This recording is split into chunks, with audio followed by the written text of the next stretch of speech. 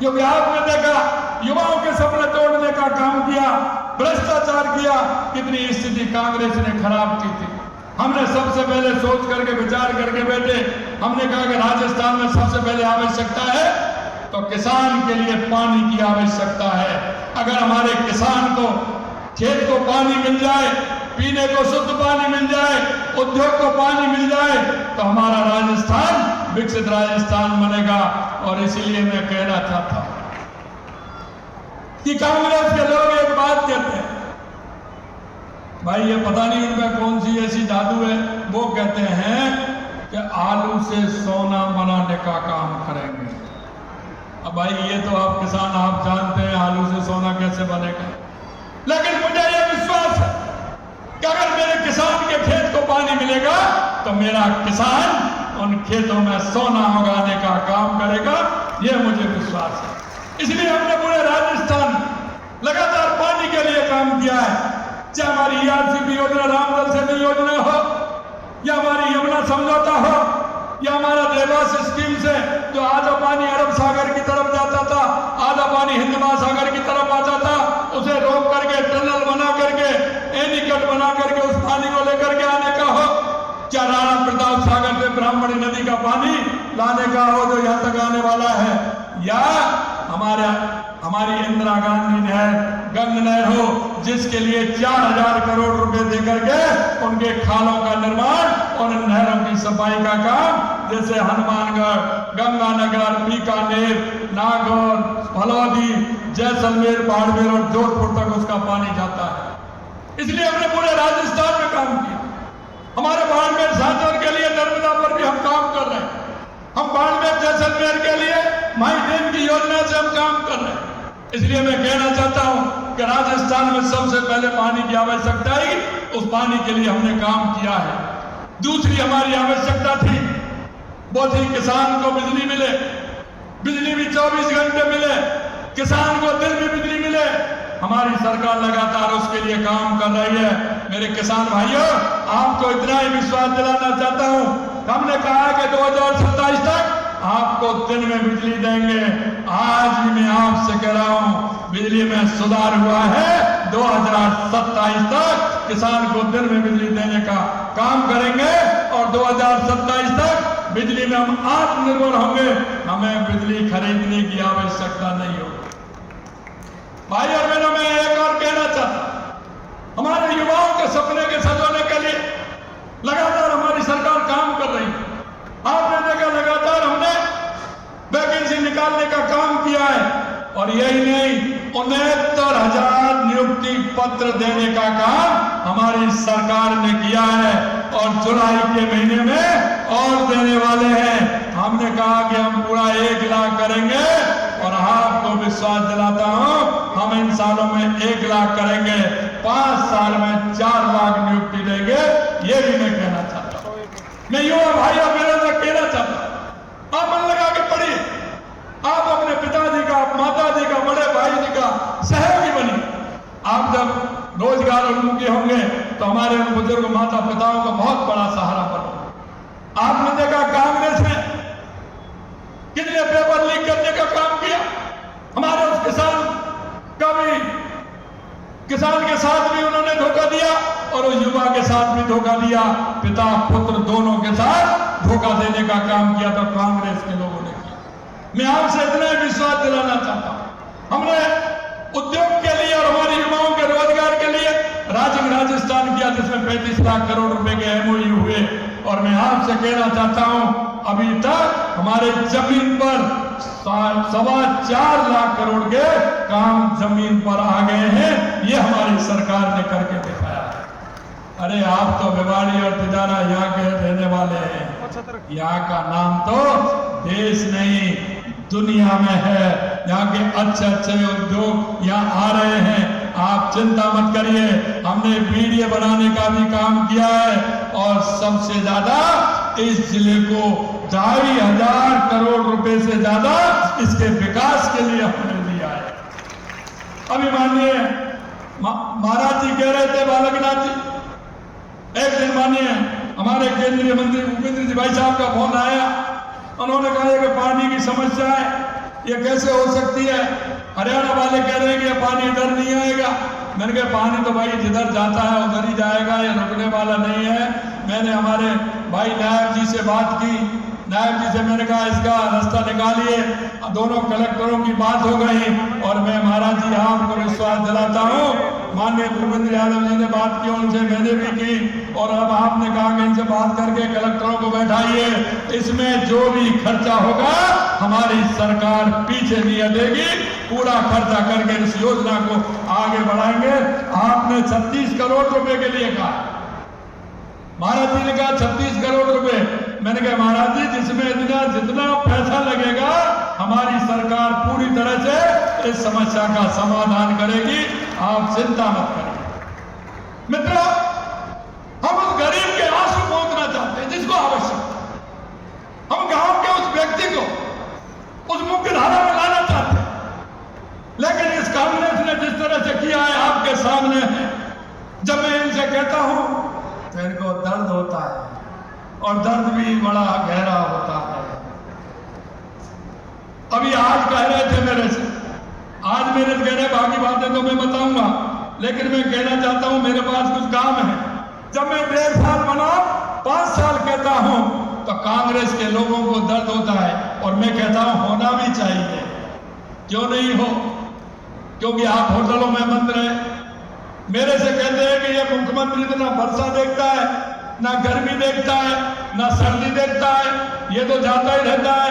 अरे भाई हम किसान हैं, ना हमें गर्मी लगती है, ना हमें वर्षा से दिक्कत है और ना हमें सर्दी से दिक्कत है। मैं आपसे कहना चाहता हूं, आप वर्षा गर्मी सर्दी देखते हैं क्या किसान भाइयों? तो जब खेत में काम करने जाते हैं तो देखते हैं क्या? अरे ये तो वो लोग हैं जो धरती माँ का सीना चीर करके और अपने पसीने से फसल उगाते हैं। उन लोगों को गर्मी और सर्दी का कोई मतलब नहीं होता है। इसलिए मेरे भाइयों में कहना चाहता हूं, अब आप देखोगे हमारा ये जो शिविर चल रहे हैं, इसमें अब तक सीमा ज्ञान के करीब 28,000, नामांतरण के 66,000, सहमति विभाजन के 13,000 और रास्तों के प्रकरण 14,000 प्रकरणों का निस्तारण इन कार्यक्रमों में, शिविरों में किया गया है। ये हमारी इसकी सफल कहानी है। इसी तरह शिविरों में राज्यों संबंधी प्रकरणों में 4,000 से अधिक लंबित पत्थर घड़ी का काम हुआ, तथा 4,000 से अधिक लंबित कुर्जाजात रिपोर्ट का काम हुआ है और गूगल एडी में लगभग 25 घरों तक पहुंचने का रास्ता उपलब्ध नहीं था। शिविर में अतिक्रमण किए गए रास्तों को 100 लोगों का रास्ता हटाने का एक गांव में किया और नया स्कीम और आ रही है। नई स्कीम ये आ रही है कि जो भी गांव के अंदर जो गरीब परिवार हो, हमने कहा कि गरीबी मुक्त हम गांव बनाएंगे, बीपीएल मुक्त गांव बनाएंगे। हमारी योजनाओं में ला करके उसको गरीबी मुक्त करेंगे। उसको जिस तरह से गरीबी मुक्त करते समय उसको पैसा भी देंगे। ऐसा नहीं कांग्रेस की तरह, कांग्रेस ने चुनाव से पहले घोषणाएं कर दी, बजट में कोई प्रावधान नहीं था। हमने तो 300 करोड़ रुपए का बजट भी लिया है, जिससे किसी तरह से कोई परेशानी नहीं। मेरे भाई और बहनों, मैं अंत में इतना कहना चाहता हूं आप सभी को कि लगातार हमारे सरकार ने जितना काम किया है, पूर्ववर्ती सरकार ने 5 साल में केवल 1,75,000 स्वामित्व कार्ड का वितरण किया, जबकि हमारी सरकार ने 18 महीने में 9.5 लाख कार्ड वितरित करने का काम किया है। जब मैं ये जब मैं बताता हूं तो उनको दर्द होता है। हमने 3 लाख कौशल प्रशिक्षण दिया, जबकि कांग्रेस ने मात्र 2 लाख दिए थे। यही नहीं, हमने बिजली उत्पादन में 4,270 मेगावाट की वृद्धि की, जबकि 5 वर्षों में उन्होंने मात्र 3,000 की थी। उनके समय प्रदेशवासियों को घंटे कटौती झेलनी पड़ती थी। हमने 18 महीने में 32,000 से अधिक फार्म बॉन्ड बनाए, जबकि कांग्रेस ने 5 साल में 29,000 बनाए और हमने 1.5 साल में 32,000 बनाने का काम किया। कुसुम में हमने 2021 में एलओपी जारी किया, जबकि केंद्र सरकार ने मात्र 57 किए थे, मात्र 57।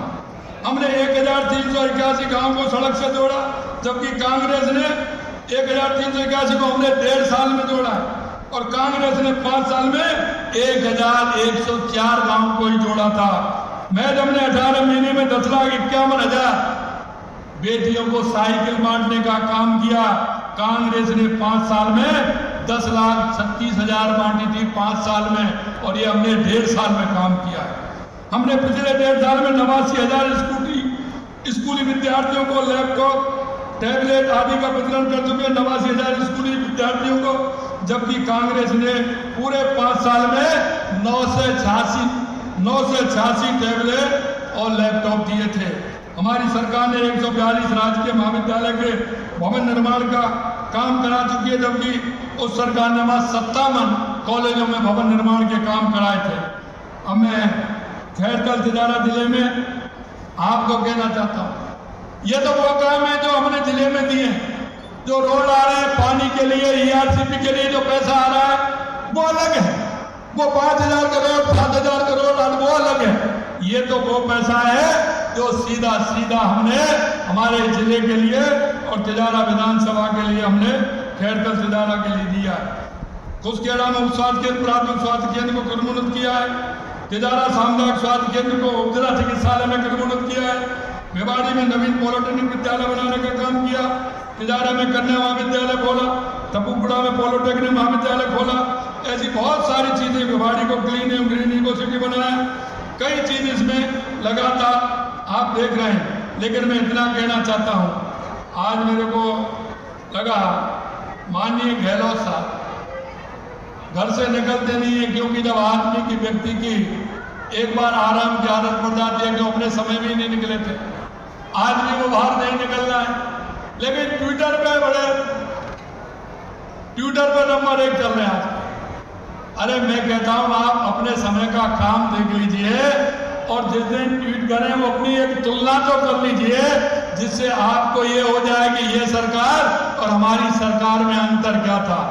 मैं आपसे कहना, पिछले दिनों खनन के क्षेत्र में जो ऐतिहासिक कदम उठाए वो बताना चाहता हूं।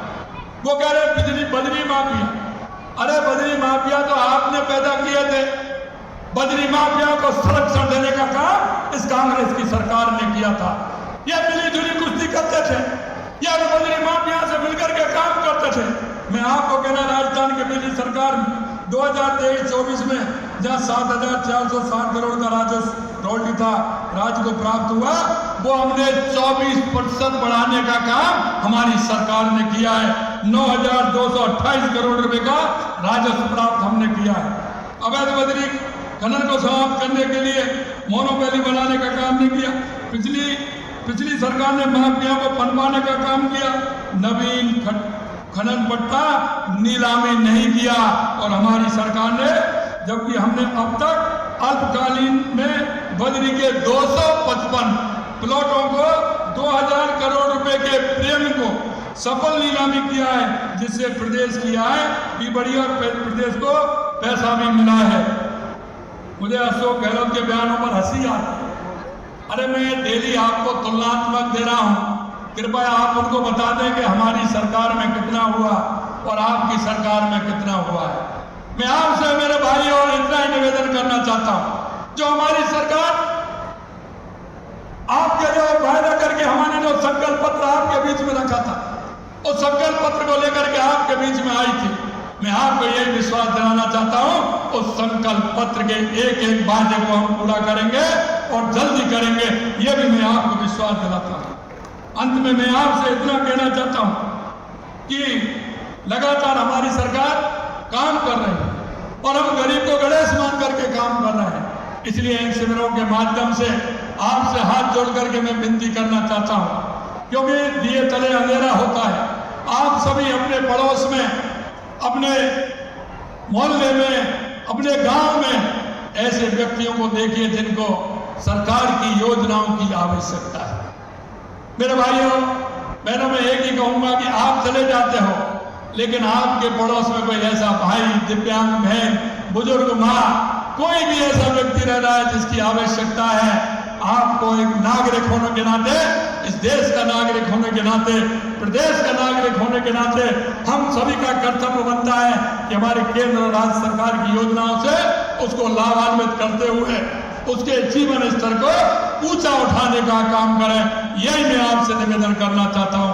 आप आज इतनी बड़ी संख्या में आए हैं, आप सभी को मैं दिल की गहराइयों से बहुत बहुत धन्यवाद देना चाहता हूं।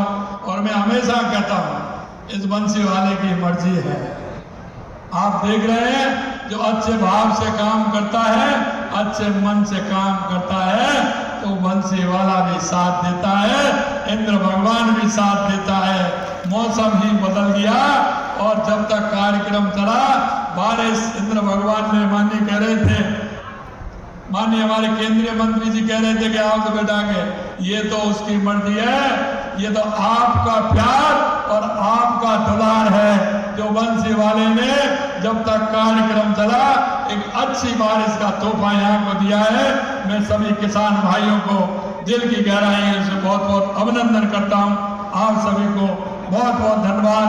अंत में इतना कि एक पेड़ माँ के नाम हरियाणा राजस्थान बनाने के लिए जहां भी जाए एक पेड़ माँ के नाम लगाएं, और जहां भी आप जाएंगे उस माँ की याद आएगी। इसलिए इतना ही निवेदन कि हरियाणा राजस्थान बनाने के लिए एक पेड़ माँ के नाम अवश्य लगाएं। बहुत बहुत धन्यवाद। जय हिंद, जय भारत, जय राजस्थान।